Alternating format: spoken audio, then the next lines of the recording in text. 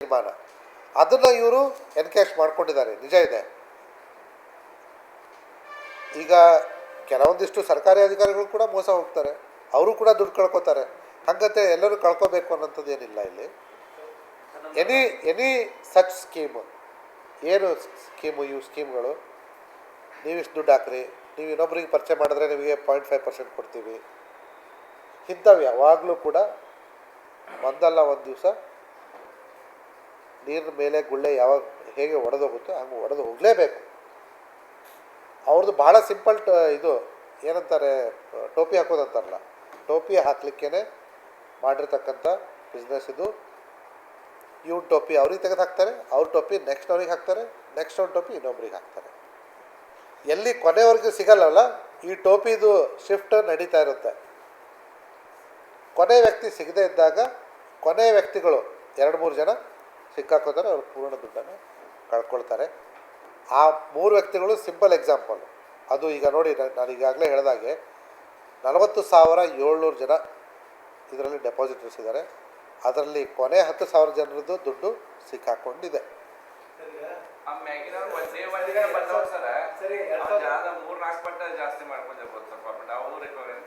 S, KPID ಕಾನೂನು ಪ್ರಕಾರ ಈ ರೀತಿ ಕಾನೂನು ಬಾಹಿರವಾಗಿ ದುಡ್ಡು ತಗೊಂಡಿರ್ತದ ಸಂಸ್ಥೆಗಳಲ್ಲಿ ಇನ್ವೆಸ್ಟ್ ಮಾಡಿದವರಿಗೆ ಅದು ಯಾವುದೇ ರೂಪದಲ್ಲಿ ಹೋಗಿರ್ಬೋದು, ಅವ್ರ ಹೆಸರು ಏನೇ ಕೊಟ್ಟಿರ್ಬೋದು, ಲಾಭಾಂಶ ಅಂತಾದರೂ ಕೊಟ್ಟಿರ್ಬೋದು, ಬಡ್ಡಿ ಅಂತಾದರೂ ಕೊಟ್ಟಿರ್ಬೋದು, ಅಥವಾ ನೀವು ಕೊಟ್ಟಿರ್ತಕ್ಕಂಥ ಅಸಲನ್ನು ವಾಪಸ್ ಕೊಟ್ಟಿದ್ದೀವಿ ಅಂತಾಗಿರ್ಬೋದು, ಅಥವಾ ರೆಫರಲ್ ಅಮೌಂಟ್ ಅಂತಾಗಿರ್ಬೋದು. ಇದು ಯಾವುದೇ ಹೆಸರಲ್ಲೂ ಕೂಡ ಅವರಿಗೆ ಅವರು ಇನ್ವೆಸ್ಟ್ ಮಾಡೋದಕ್ಕಿಂತ ಜಾಸ್ತಿ ದುಡ್ಡು ವಾಪಸ್ ಹೋಗಿದ್ದರೆ ಅದನ್ನು ನಾವು ವಸೂಲಿ ಮಾಡಿ ಹೊಸ ಕಳೆದುಕೊಂಡಿರ್ತಕ್ಕಂಥ ಇನ್ವೆಸ್ಟ್ಮೆಂಟ್ ಕೊಡಲಿಕ್ಕೆ ಅವಕಾಶ ಇದೆ. ಆ ಪ್ರೊಸೀಜರ್ ಕೂಡ ಮಾಡ್ತೀವಿ.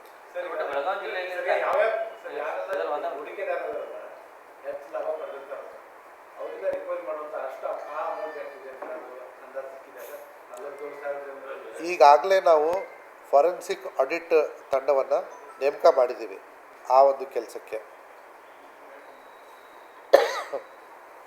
ಪ್ರಾಥಮಿಕ ಹಂತದಲ್ಲಿ ನಮಗೆ ಲಭ್ಯವಾಗಿರೋದು ಸುಮಾರು 400 ಕೋಟಿಯಷ್ಟು ಹೆಚ್ಚಿನ ಹಣ ಹೂಡಿಕೆದಾರರಿಗೆ ಹೋಗಿದೆ. ಅದೆಲ್ಲವನ್ನು ಕೂಡ ವಸೂಲಿ ಮಾಡಬೇಕು.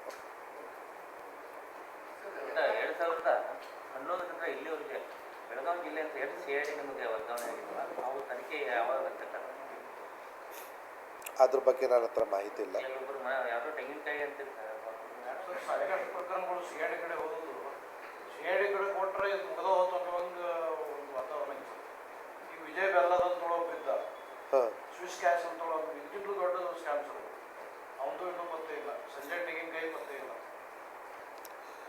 ನಾನು ಸರ್ವೀಸಿಗೆ ಸೇರಿ ಈಗ 14 ವರ್ಷ ಆಯಿತು.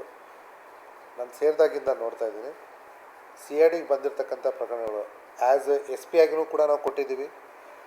ಬೆಂಗಳೂರಲ್ಲಿ DCP ಆಗಿ ಕೂಡ ನಾವು CIDಗಳಿಗೆ ಟ್ರಾನ್ಸ್ಫರ್ ಮಾಡಿದ್ದೀವಿ.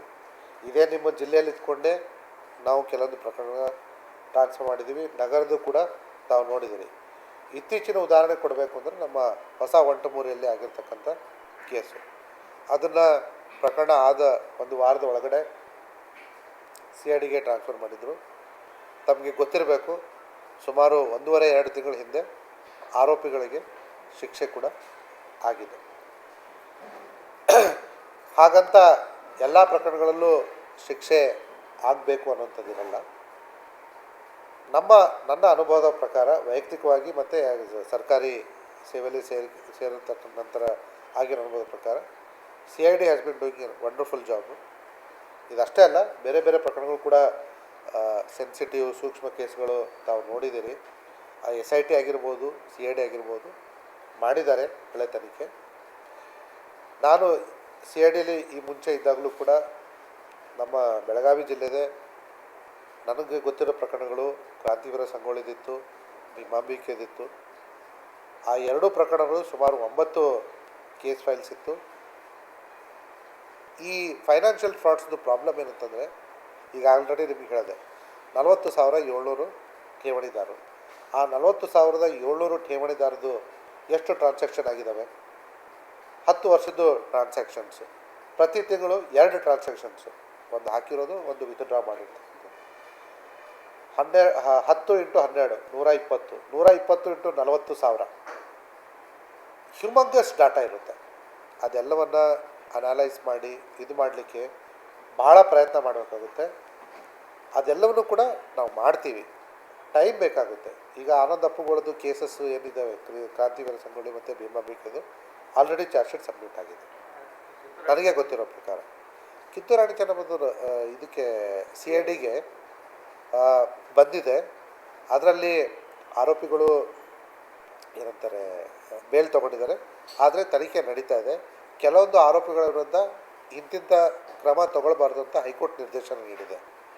ಅದ್ರ ಜೊತೆಗೆ ಹೈಕೋರ್ಟಲ್ಲೂ ಕೂಡ ಕಿತ್ತೂರು ರಾಣಿ ಚೆನ್ನಮ್ಮ ಸೌಹಾರ್ದ ಸಂಸ್ಥೆಯವರು ನಾವು ಅವರಿಗೆ ದುಡ್ಡು ವಾಪಸ್ ಕೊಡಲಿಕ್ಕೆ ರೆಡಿ ಇದ್ದೀವಿ, ನಮಗೆ ಕೆಲವೊಂದು ಆಸ್ತಿಗಳು ಲಿಕ್ವಿಡೇಟ್ ಮಾಡಲಿಕ್ಕೆ ಪರ್ಮಿಷನ್ ಕೊಡಿ ಅಂತ ಹೇಳಿಬಿಟ್ಟು ಕೂಡ ಹಾಕಿರುವಂಥದ್ದು ನಮ್ಮ ಗಮನಕ್ಕೆ ಬಂದಿದೆ. ಸೊ ಅದು ಈಗ ನ್ಯಾಯಾಲಯದ ನಿರ್ದೇಶನದಂತೆ ಕಾನೂನು ಅಡಿಯಲ್ಲಿ ಏನು ಮಾಡಬೇಕು ಅದನ್ನು ನಾವು ಎಲ್ಲವನ್ನೂ ಮಾಡ್ತಾ ಇದ್ದೀವಿ. ಅಲ್ಲ, ನಿಮ್ಮವರು ಅದಕ್ಕೆ ಸರಿಯಾಗಿ ಡಿಫೆಂಡ್ ಮಾಡ್ಕೊಳ್ಳಿಲ್ಲ ಅನ್ನುವಂಥದ್ದು ಆರೋಪ ಕೇಳಿ ಆ ಕೇಸಲ್ಲಿ ಸುಲಭವಾಗಿ ಅವರಿಗೆ ಬೇಲ್ ಸಿಗುವವರಿಗೆ ಭಾಳಷ್ಟು ಕೇಸ್ಗಳಲ್ಲಿ ಡಿಪೆಂಡ್ ಮಾಡ್ಕೊಂಡಿರ್ತಾರೆ. ಈ ಕೇಸಲ್ಲಿ ಆಗಲಿಲ್ಲ ಅನ್ನುವಂಥದ್ದು ಇದೆ. ಈಗ ಸಂಗೊಳ್ಳಿ ರಾಯಣ್ಣ ಹೇಗಾಯಿತು, ಇದರಲ್ಲಿ ಒಂದೇ ಒಂದು 76 ಜನ ಆರೋಪಿಗಳ ಒಬ್ಬೊಬ್ಬರು ಜೈಲಿಗೆ ಹೋಗಲಿಲ್ಲ. ಒಬ್ಬರು 2,000 ಚಿಲ್ಲರಕ್ಕೆ ಅದು 2,000 ಕೋಟಿ ಮೇಲಿದ್ದು, ಬಟ್ ಅಲ್ಲಿ ಹೋಗಲಿಲ್ಲ. ಅದರಲ್ಲಿ ಎಲ್ಲೋ ಒಂದು ಕಡೆ ಸರ್ಕಾರ ಲಿಂದಾಯಿತು ಅಂತ ಹೇಳಿ. ಫಸ್ಟ್ ಆಫ್ ಆಲು ಆ ಪ್ರಕರಣದ್ದು ನನಗೆ ಮಾಹಿತಿ ಇಲ್ಲ, ಅದು ನನ್ನ ಅಂಡರಲ್ಲೂ ಕೂಡ ಇರತಕ್ಕಂಥದ್ದಲ್ಲ. ಆದರೂ ಕೂಡ ಏನು ಮಾಹಿತಿ ಇದೆ ಅಷ್ಟು ನಾನು ಹಂಚ್ಕೋಬೋದು. ತಾವು ಹೇಳಿರ್ತಕ್ಕಂಥ ವಿಚಾರಗಳನ್ನ ನಾನು ನಮ್ಮ ಹಿರಿಯ ಅಧಿಕಾರಿಗಳಿಗೆ ಅದು ಯಾರು ಕೇಸಸ್ ಇದೆ ಅವ್ರ ಗಮನಕ್ಕೆ ತೊಗೊಂಬರ್ತೀನಿ.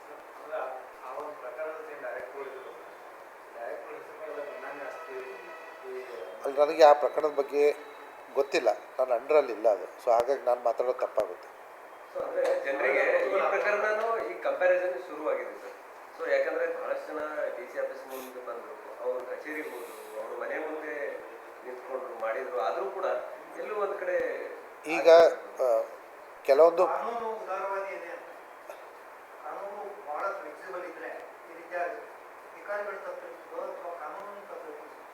C we are all bound by law of the land. ನಾನು ಅದ್ರ ಬಗ್ಗೆ ಕಾಮೆಂಟ್ ಮಾಡಲ್ಲ. ಪಾಯಿಂಟ್ ಈಸ್ ಅದಕ್ಕೆ ಇಟ್ ಈಸ್ ಅ ಬ್ಯಾಂಕ್, ಅದಕ್ಕೆ ರೆಗ್ಯುಲೇಟರ್ಸೇ ಬೇರೆ ಇರ್ತಾರೆ. ಹಾಂ,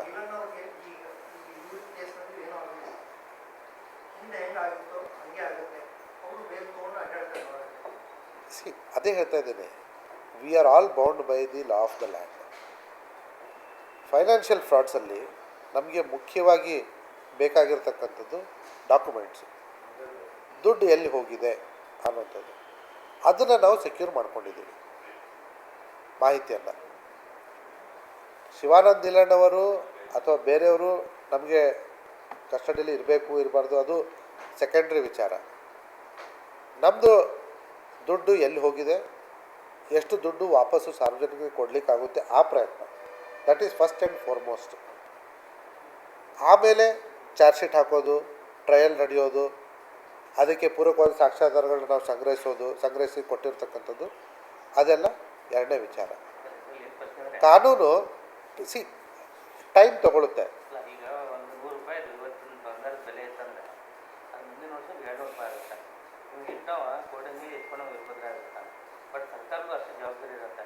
ಅದಕ್ಕೆ ಟೈಮ್ ಪೀರಿಯಡ್ ಅನ್ನೋದು ಏನೂ ಇರೋಂಗಿಲ್ಲ ಅಂತೇಳಿ. ಅಟ್ಲೀಸ್ಟ್ ಒಂದು ವರ್ಷ ನಿಮ್ಗೆ ಒಂದು ವರ್ಷ ಕೊಡ್ತೀವಿ, ಇಲ್ಲಾಂದರೆ 2027 ಕೊಡ್ತೀವಿ, 2028 ಕೊಡ್ತೀವಿ ಅನ್ನೋದೇನೇ ಬೇಕಲ್ಲ. ಅದಕ್ಕೆ ಅಲ್ಲೇ ಇಟ್ಕೊಂಡು ನೀವು ಇಟ್ಕೊಂಡ್ಬಿಡ್ತೀರಿ, ನೀವು ಫೀಸ್ ಮಾಡಿ ಇಟ್ಕೊಂಡ್ಬಿಡ್ತೀರಿ, ಅವನು ಜೈಲಿಗೆ ಹೋಗ್ಬಿಡ್ತಾನೆ. ಪಾಪ ಅವನು ಮನ್ಯಾಗ ಮದುವೆ ಮಾಡ್ಬೇಕಾಗಿರ್ತೀವಿ, ಮನೆ ಕಟ್ಬೇಕಂತ ಆಸೆ ಇರುತ್ತೆ.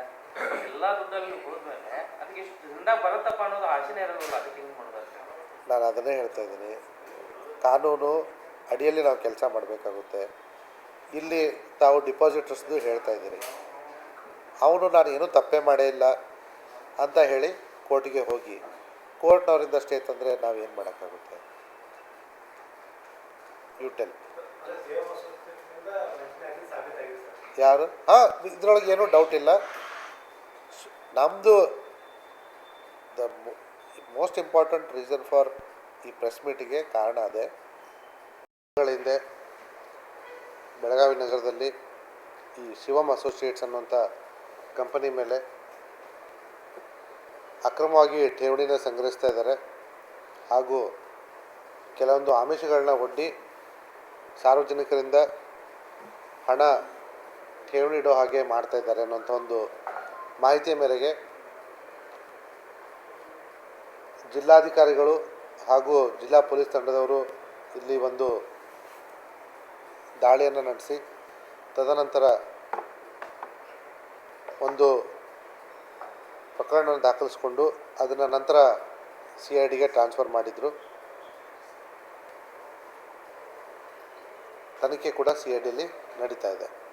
ಸಾಮಾನ್ಯವಾಗಿ ನಾವು ಈ ರೀತಿ ತನಿಖೆಯಲ್ಲಿರತಕ್ಕಂಥ ಪ್ರಕರಣದ ಬಗ್ಗೆ ನಾವು ಪ್ರೆಸ್ ಮೀಟ್ ಮಾಡಲ್ಲ. ಆದರೆ ಈ ಪ್ರಕರಣದಲ್ಲಿ ಮಾಡಲೇಬೇಕಾದಂಥ ಪರಿಸ್ಥಿತಿ ಬಂದಿದೆ. ಮುಖ್ಯವಾದ ಕಾರಣ ಏನಂತಂದರೆ ಇವತ್ತಿಗೂ ಕೂಡ ಜನ ಅವರ ಶಿವಮ್ ಅಸೋಸಿಯೇಟ್ನ ಅಕೌಂಟ್ಗೆ ದುಡ್ಡು ಹಾಕ್ತಾ ಇದ್ದಾರೆ. ಈಗಾಗಲೇ ನಾವು ಪ್ರಕರಣ ದಾಖಲೆ ಮಾಡಿಕೊಂಡು ಆ ಕಂಪನಿ ಹಾಗೂ ಅವನ ವೈಯಕ್ತಿಕ ಬ್ಯಾಂಕ್ ಖಾತೆಗಳನ್ನ ಡೆಬಿಟ್ ಫ್ರೀಸ್ ಮಾಡಿಸಿರ್ತೀವಿ. ಆದರೆ ಇವನ ಅಥವಾ ಈತನ ತಂಡದವರಿಂದ ಈಗಾಗಲೇ ಜನ ಏನು ಇವ್ರನ್ನ ನಂಬಿಬಿಟ್ಟು ದುಡ್ಡು ಹಾಕಿದ್ದಾರೆ, ಅವರು ಮತ್ತೊಂದಿಷ್ಟು ಜನರಿಗೆ ಪ್ರೇರೇಪಣೆ ನೀಡಿ ದುಡ್ಡು ಹಾಕಿಸ್ತಾ ಇದ್ದಾರೆ. ಈ ರೀತಿ ದುಡ್ಡು ಹಾಕಬಾರ್ದು ಇನ್ನು ಸಾರ್ವಜನಿಕರು ಅನ್ನೋದನ್ನು ತಮ್ಮ ಮುಖಾಂತರ ಸಾರ್ವಜನಿಕರಿಗೆ ತಿಳಿಸ್ಲಿಕ್ಕೆ ಈ ಒಂದು ಪ್ರೆಸ್ ಮೀಟನ್ನು ಮಾಡ್ತಾಯಿದ್ದೀವಿ. ಇದರ ಜೊತೆಗೆ ಸಾಕಷ್ಟು ಕಪೋಲ ಕಲ್ಪಿತ ಕಥೆಗಳು, ಊಹಾಪೋಹಗಳು, ಕಟ್ಟುಕಥೆಗಳು ಕೂಡ ಸಾರ್ವಜನಿಕರಲ್ಲಿ ಇರೋದು ಕಂಡು ಬಂದಿದೆ. ಕೆಲವೊಂದು ಸಾಮಾಜಿಕ ಮಾಧ್ಯಮಗಳಲ್ಲೂ ಕೂಡ ಈ ವಿಚಾರದ ಬಗ್ಗೆ ಪ್ರಸ್ತಾಪ ಆಗಿರೋದನ್ನು ನೋಡಿದ್ದೀವಿ. ಏನು ವಿಚಾರಗಳು ಪ್ರಸ್ತಾಪ ಆಗಿದ್ದಾವೆ?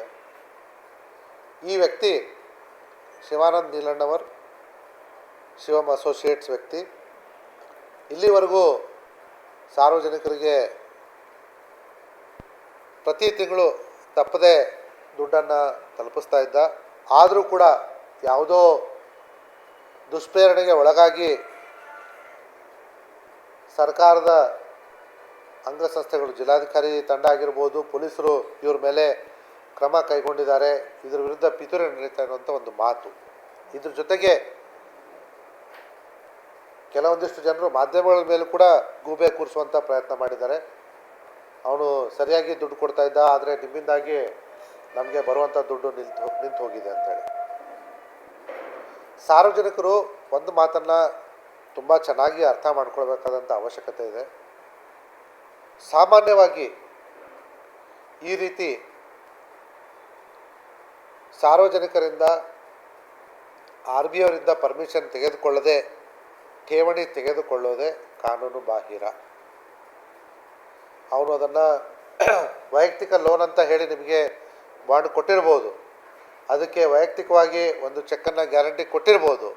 ಆದರೆ ಕಾನೂನಿನ ಪರಿಧಿಯಲ್ಲಿ ಇದನ್ನು ಠೇವಣಿ ಅಂತಲೇ ನಾವು ಪರಿಗಣಿಸ್ತೀವಿ.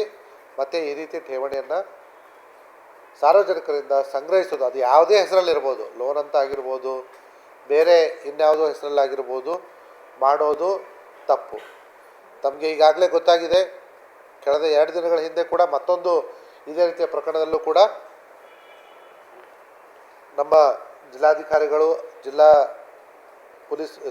ಕಮಿಷನರ್ ತಂಡದವರು ಆಲ್ರೆಡಿ ದಾಳಿ ಮಾಡಿ ಪ್ರಕರಣವನ್ನು ದಾಖಲೆ ಮಾಡಿಕೊಂಡಿದ್ದಾರೆ. ಅದು ಕೂಡ ಶೀಘ್ರದಲ್ಲೇ CIDಗೆ ಬರಲಿದೆ. ಇಲ್ಲಿ ಬೇಸಿಕ್ ಕ್ವಶನ್ ಇರೋದು ಅದೇ, ಯಾರಾದರೂ ಠೇವಣಿ ಸಂಗ್ರಹಿಸಬಹುದಾ ಇಲ್ವಾ ಅನ್ನುವಂಥದ್ದು. RBIನಿಂದ ಅವಶ್ಯಕ ಬ್ಯಾಂಕಿಂಗ್ ಲೈಸೆನ್ಸ್ ಪಡೆಯದೆ ಅಥವಾ ಇನ್ಯಾವುದೋ ರೆಗ್ಯುಲೇಟರ್ಗಳಿಂದ ಅವಶ್ಯಕ, ಉದಾಹರಣೆಗೆ ಇನ್ಶೂರೆನ್ಸ್ನವರು ಕೂಡ ತಮ್ಮ ಕಡೆಯಿಂದ ಠೇವಣಿ ತಗೊಳ್ತಾರೆ. ಅದಕ್ಕೆ IRDA, insurance regulator and development authority of ಇಂಡಿಯಾದಿಂದ ತಗೊಂಡಿದ್ದರೆ ಮಾತ್ರ ಅವರಿಗೆ ಅಧಿಕಾರ ಅಥವಾ ಅವಕಾಶ ಇರುತ್ತೆ ಠೇವಣಿ ಸಂಗ್ರಹಿಸಲಿಕ್ಕೆ, ಅದರ್ವೈಸ್ ಇರೋದಿಲ್ಲ. ಹಾಗಾಗಿ ಅದು ಶಿವಾನಂದ್ ನಿಲಣ್ಣವ್ರ ಪ್ರಕರಣ ಆಗಿರ್ಬೋದು, ಆದಿತ್ಯ ರಾಜ್ ಕ್ಯಾಪಿಟಲ್ ಪ್ರಕರಣ ಆಗಿರ್ಬೋದು, ಎರಡರಲ್ಲೂ ಕೂಡ ಇವರಿಗೆ ಠೇವಣಿ ಸಂಗ್ರಹ ಮಾಡಲಿಕ್ಕೆ ಯಾರೂ ಕೂಡ ಪರ್ಮಿಷನ್ ಕೊಟ್ಟಿರೋದಿಲ್ಲ. ಸಾರ್ವಜನಿಕರು ಇದನ್ನು ತಿಳ್ಕೊಳ್ಬೇಕಾಗಿ ವಿನಂತಿ. ಮತ್ತು ಈ ರೀತಿ ಭಾರತದಲ್ಲಿ ಇಲ್ಲಿವರೆಗೂ ನಮಗಂತೂ ಯಾವುದೋ ಒಂದು ಈ ರೀತಿ ಬಿಸ್ನೆಸ್ಗಳು ಮಾಡಿ 36%, 60% ಲಾಭ ಕೊಡೋಂಥದ್ದು ಯಾವುದು ಬಿಸ್ನೆಸ್ಗಳು ಕೂಡ ಇಲ್ಲ. ಹಾಗಾಗಿ ಸಾರ್ವಜನಿಕರು ಈ ರೀತಿ ಮಾತುಗಳನ್ನ ನಂಬಿ ಮೋಸ ಹೋಗೋದು ತಡೆಯಬೇಕಾದ ಅವಶ್ಯಕತೆ ಇದೆ. ಎಲ್ಲಿವರೆಗೂ ಸಾರ್ವಜನಿಕರು ಇಂಥ ದುರಾಸೆಗೆ ಬಲಿಯಾಗ್ತಾರೋ 36%, 60% ಬಡ್ಡಿ ಸಿಗುತ್ತೆ ಅಂತ ಹೇಳಿ, ಅಲ್ಲಿವರೆಗೂ ಈ ರೀತಿ ಮೋಸಗಾರರು ಹುಟ್ಕೋತಾ ಇರ್ತಾರೆ. ದಯವಿಟ್ಟು ಇಂಥವ್ರಿಂದ ದೂರ ಇರಿ. ದೂರ ಇರೋದು ಅಷ್ಟೇ ಅಲ್ಲ, ಇಂಥವ್ರು ಯಾರಾದರೂ ನಿಮ್ಮ ಹತ್ರ ಬಂದುಬಿಟ್ಟು ನಿಮಗೆ ಪ್ರಲೋಭನೆಗೆ ಒಳಪಡಿಸಿದ್ರೆ ಅದನ್ನು ಹತ್ತಿರದ ಪೊಲೀಸ್ ಸ್ಟೇಷನ್ ಅಥವಾ CID ಗಮನಕ್ಕೆ ತೊಗೊಂಬನ್ನಿ. ನಾವು ಅದ್ರ ಬಗ್ಗೆ ಅವಶ್ಯಕತೆ ಇದ್ದರೆ ಇನ್ಕ್ವೈರಿ ಮಾಡ್ತೀವಿ, ಅವಶ್ಯಕತೆ ಬಿದ್ದರೆ ತನಿಖೆ ಕೂಡ ಮಾಡ್ತೀವಿ. ಕೆಲವೊಂದು ವಿಷಯಗಳನ್ನ ನಾನಿಲ್ಲಿ ತನಿಖೆ ಹಂತದಲ್ಲಿ ಇಲ್ಲಿವರೆಗೂ ಏನು ಕಂಡು ಬಂದಿದೆ ಶಿವಾನಂದ್ ನಿಲಣ್ಣವ್ರದ್ದು ಹಂಚ್ಕೊಳ್ತಾ ಇದ್ದೀನಿ. ಯಾಕಂದರೆ ಸಾರ್ವಜನಿಕರಿಗೆ ಗೊತ್ತಾಗಬೇಕು ಅವ್ರ ದುಡ್ಡು ಇಲ್ಲಿವರೆಗೂ ಎಲ್ಲೂ ಹೋಗಿದೆ ಅಂತ ಹೇಳಿ. ಇಲ್ಲಿವರೆಗೂ ಕೂಡ ಅವನು ಮಾಡ್ತಾ ಇದ್ದದ್ದು ತುಂಬ ಸುಲಭವಾದ ಕೆಲಸ. ಹೊಸ ದುಡ್ಡು ಯಾವುದು ಬರುತ್ತೋ ಆ ದುಡ್ಡನ್ನು ಹಳಬರಿಗೆ ಬಡ್ಡಿ ಮುಖಾಂತರ ಕೊಡ್ತಾ ಇದ್ದ.